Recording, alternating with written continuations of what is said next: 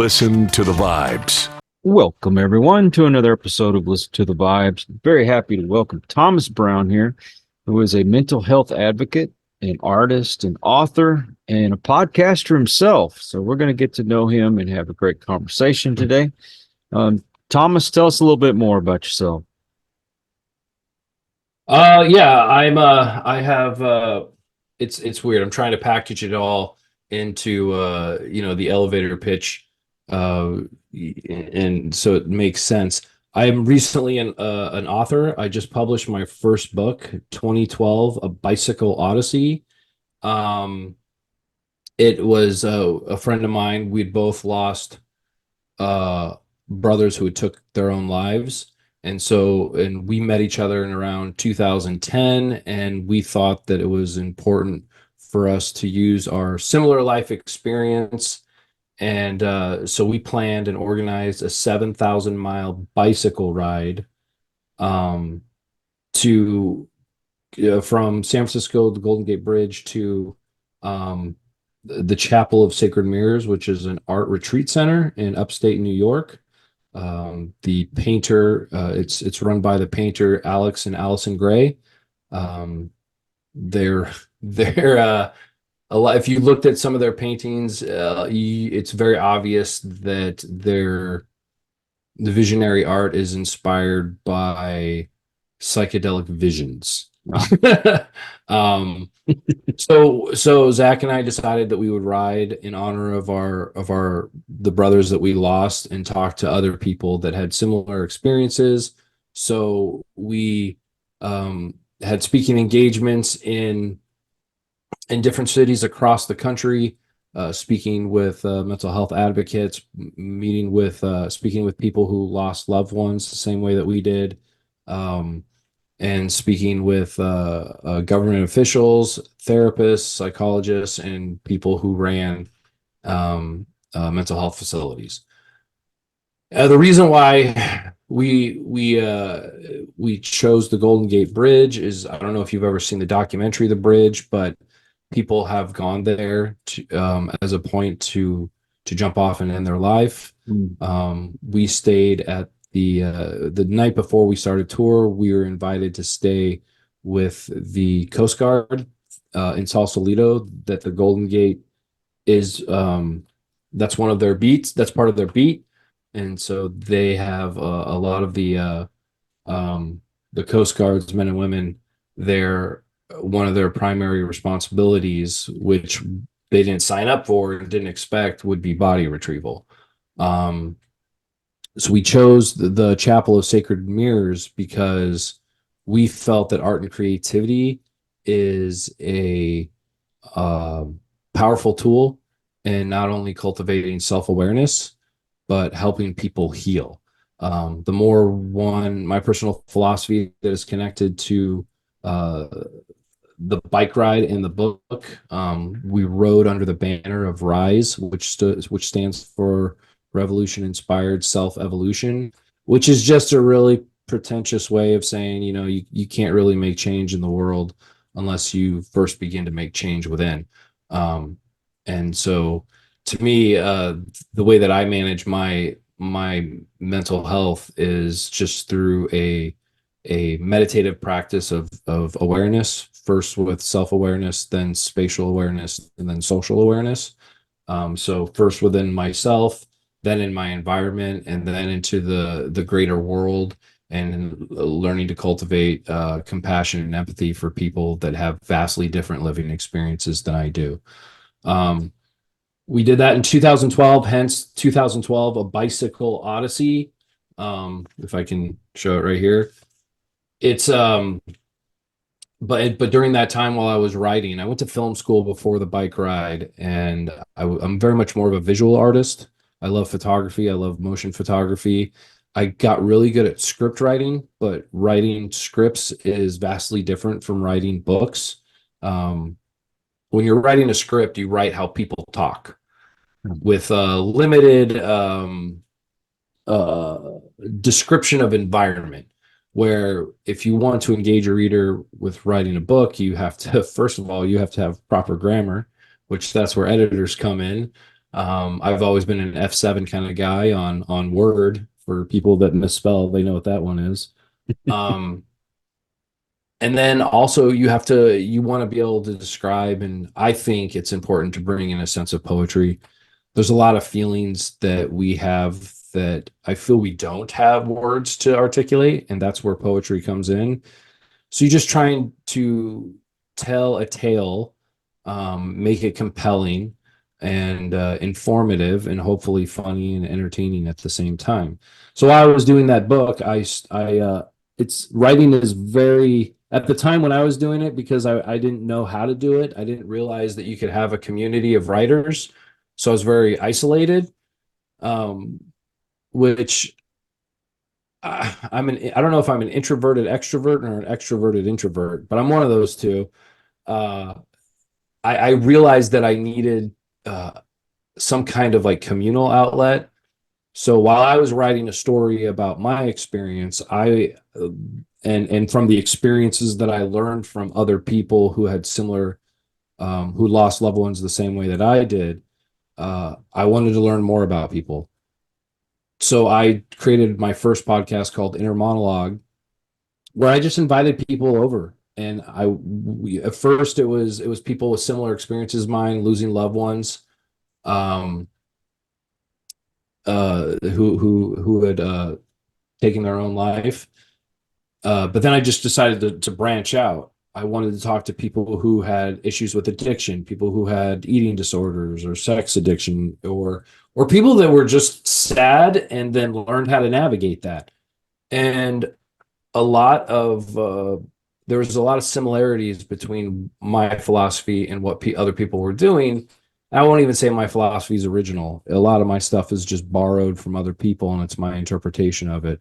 But the people that I was interviewing for Inner Monologue, there was some kind of creative flair and fire within them that helped them navigate their trauma and to heal themselves, or at least start the journey of healing themselves. So that was really, really helpful. Since the Inner Monologue I did for free, I wasn't making any money off of it. It was a labor of love. It's just something to like communicate with people. I decided that it was important for me not to attempt to get it out every week. So I took a step back and I really concentrated on finishing my book. And right before about 6 months before I was done with my book, my mom died. She was diagnosed with cancer and then died 3 months later. And 6 months after that, I felt like I'm a big fan of therapy. I was seeing two different therapists. To me, therapy is great. Like, you take your car in to get worked on every few months, oil change and all that. Why wouldn't you do that for your mind? Um, and so like I love therapy so much, but I felt like there was something else that I needed. So I just started like an audio diary, which has turned into the podcast Stages, where it's just I'm 46 years old. I'm taking care of a 78-year-old man who is riddled with grief after losing his partner of 57 years, my father. Um, and I'm just learning how to navigate life as I'm getting older, and as I'm also navigating my grief. So we've got the book 2012, A Bicycle Odyssey. That's on Amazon. You can get it through my website, risephoenix.org. And through there, you can also access my podcast. It's just one channel that I call Rise Frequency, and on that, you'll see the difference between either inner monologue or stages. So, yeah, I just try to promote as much as I can the importance of being vulnerable. I think there's strength in being vulnerable. Um, I'll often beat people to the punch if they want to criticize me or jab at me or make fun of me. I'm like, yeah, I know. I'm very aware that that's who I am, and that's one of my characteristics, and it can be annoying.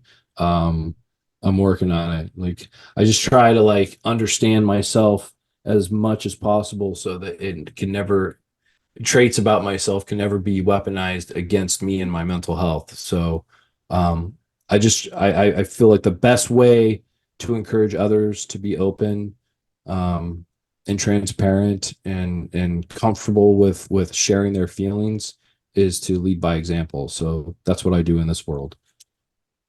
It's really important to look for signs and try to get people help that are going through that, wanting to end their own lives, but it's just as important for the people that have lost loved ones to get that help. Yeah, Whenever I'm sorry, go ahead, finish.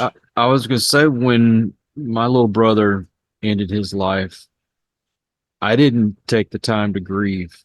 I went straight into drinking and the drugs real heavy Mhm. just to numb that pain.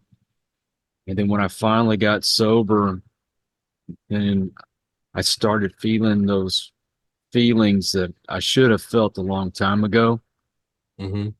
But even though it's been, what, 24 years since it happened, I still have a hard time dealing with it. I should have went through that process in the beginning.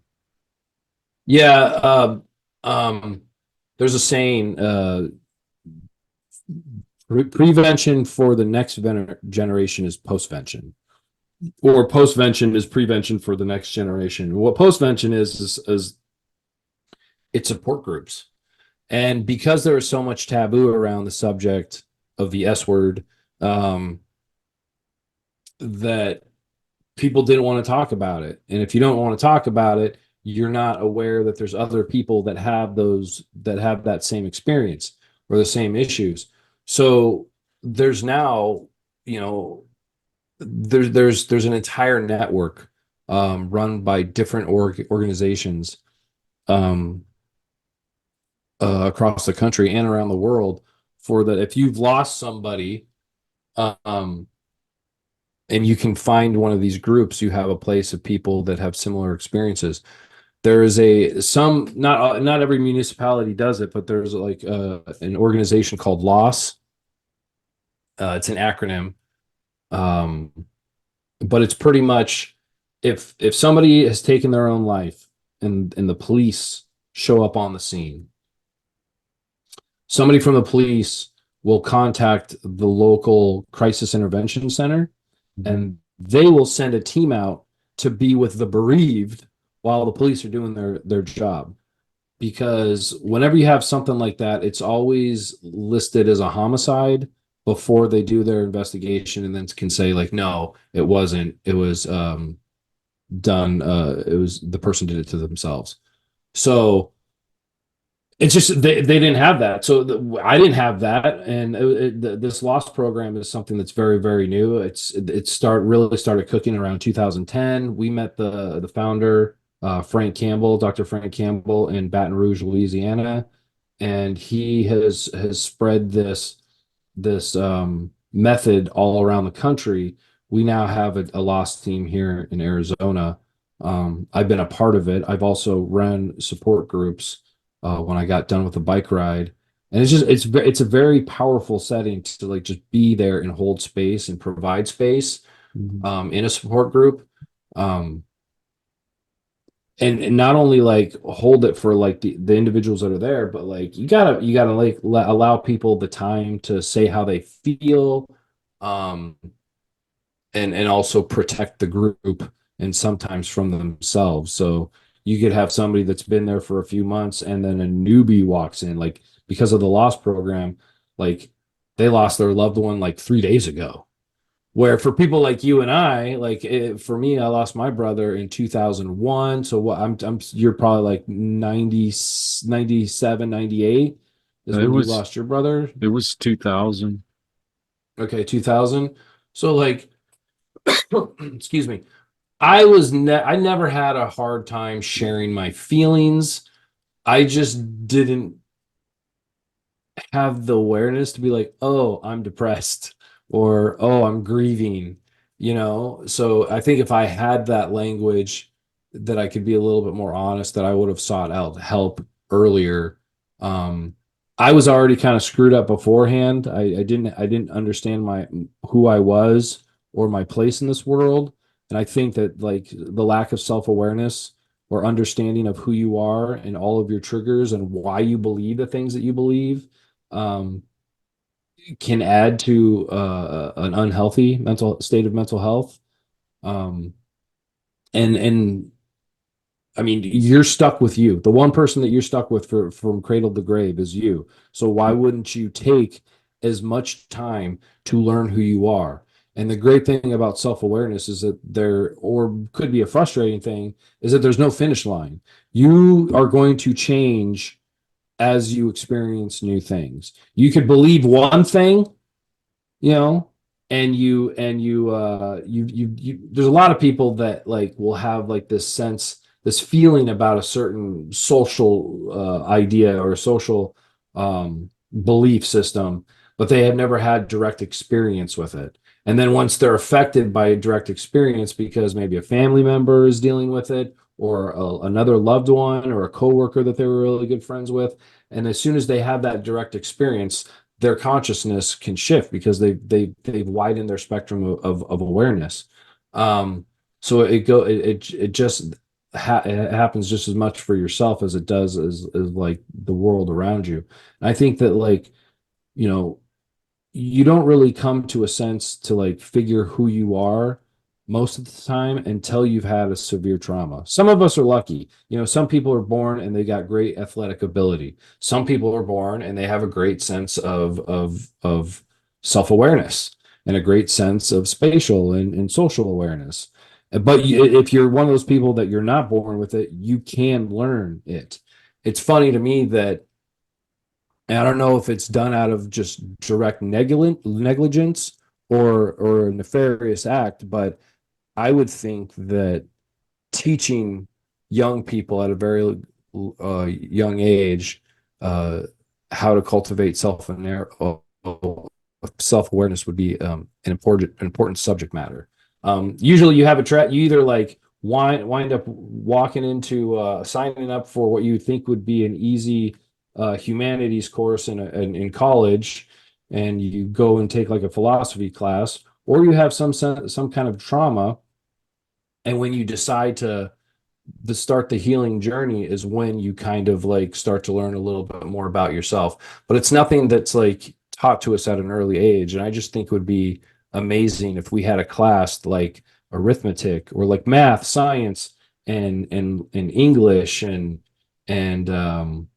geometry, that it was like a class of just self-awareness that kind of taught you, you know, why do you react to things that you react to the way that you do. And I think that would be really beneficial. They do some mindfulness and meditation in some schools, but it's not like mandatory. And meditation is part of like a practice of self-awareness, but it's not the only thing. It's learning how to be in touch with your body. Like, your body will tell you things before your mind catches up to it. So if you're in a stressful situation, or there's somebody in the room that is just super annoying, usually your body knows, because you've picked up on it on a subconscious level, and your body responds to it before you are like, hey, this person's a jerk. You know, your body already responds to it. So I think like cultivating self-awareness helps you to be in touch with your body. And if you can, the faster you can notice your body's response, and you know, the limit between like becoming aware of like what your body's doing to aware of the situation you're in, and like putting the two together and understanding that you're having a response to a situation, I think is only beneficial for people. And we grew up in a generation where guys were taught not to show their feelings, don't talk about your feelings. And I think that's really hurt us in the long run. Now, I'm not saying go around being a blubbering idiot all the time, but Yeah. when you're down and you really need somebody to talk to.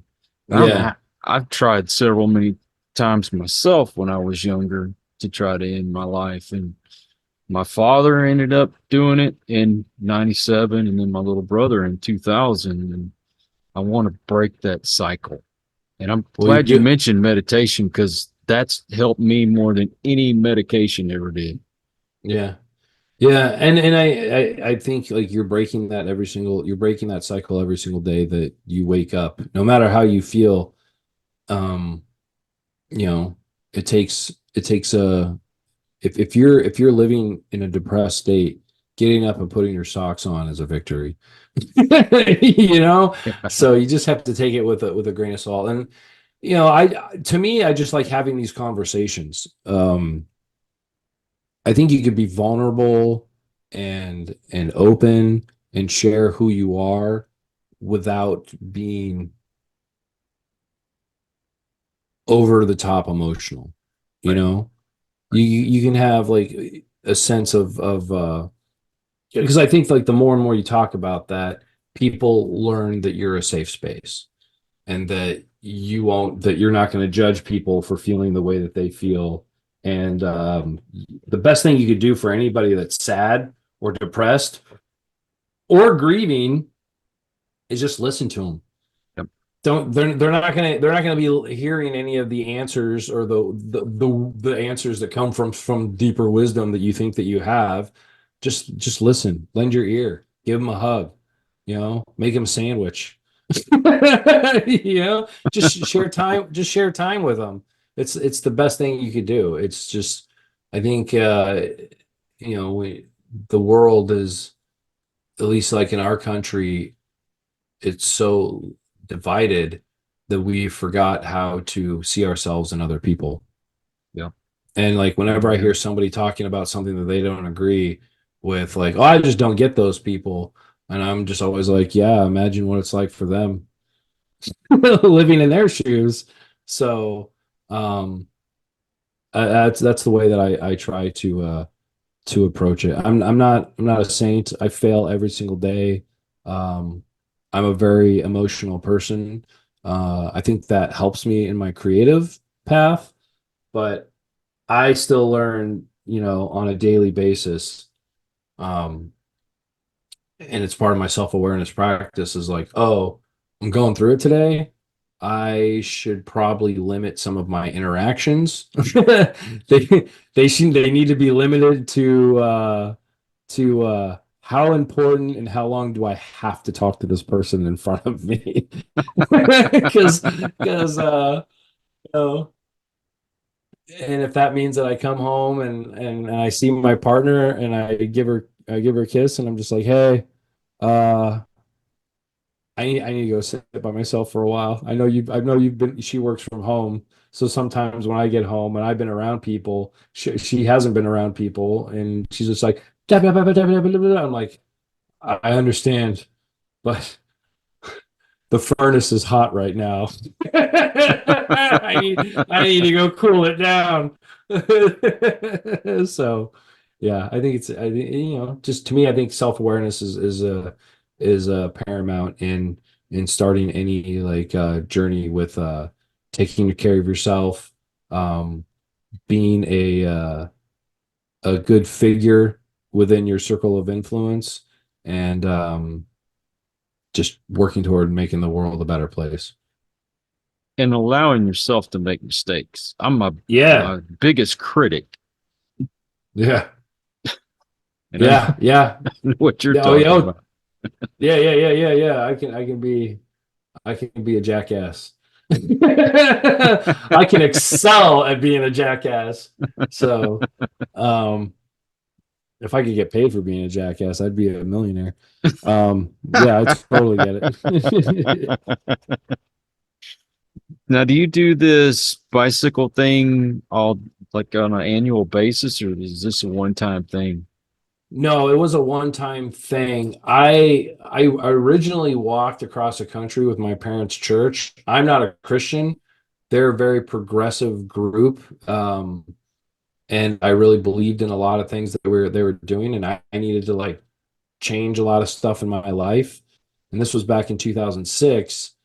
And the minister who I became good friends with, he thought that secular art was just as important, and he would show how like the stories in the Bible and in other like religious texts um align with like stories that we hear in secular art. And that kind of navigated me towards studying Joseph Campbell, who's a mythologist, who's all about the same thing. And in my book 2012, a Bicycle Odyssey, it's kind of I use Joseph Campbell's framing of the hero's the monomyth of the hero's journey as the format for my chapters. Um, but I really liked Eric and what he was doing. So I joined, and he's like, "Hey, there's a filmmaker that's following us, and he needs an assistant. So do you want to be his assistant?"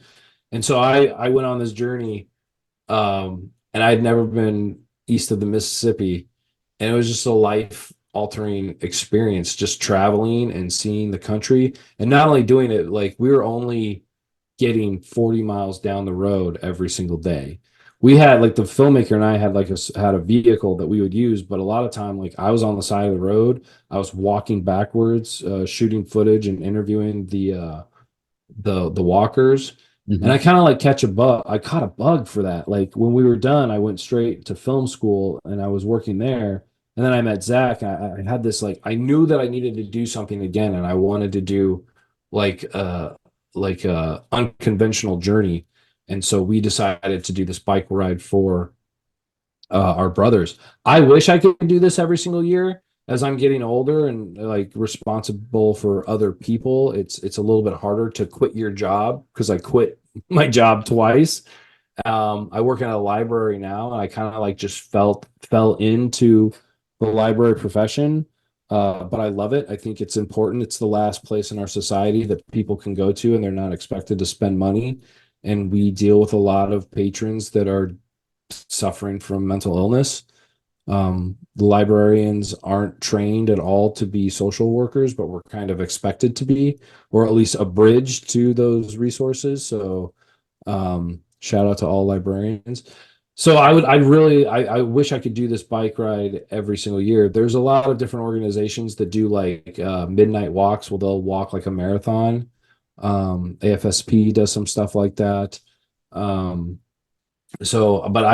if I could live on the road, there's something about like life on the road that was just very um spiritual. It's not easy at all. It's really, really rough when your only constant is that it changes every single day, if not every single hour.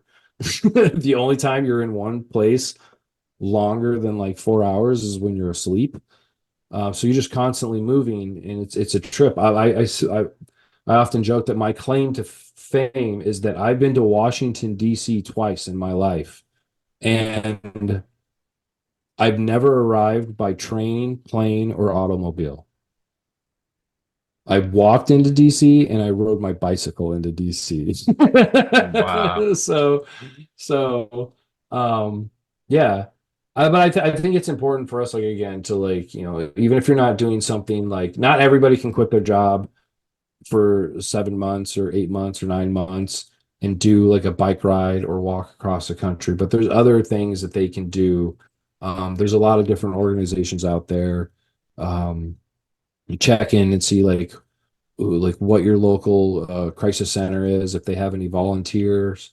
There's a lot of stuff with veterans. There's a lot of stuff with kids, and a lot of stuff with like senior citizens that people can find in their local community. So um, if you've had the experience or you just want to help out, I encourage you to do some research around your community. Where can people get your book? So my book is on Amazon. You just type in 2012 A Bicycle Odyssey book, or just go to risephoenix.org. And from there, the second tab at the top is going to be to the book.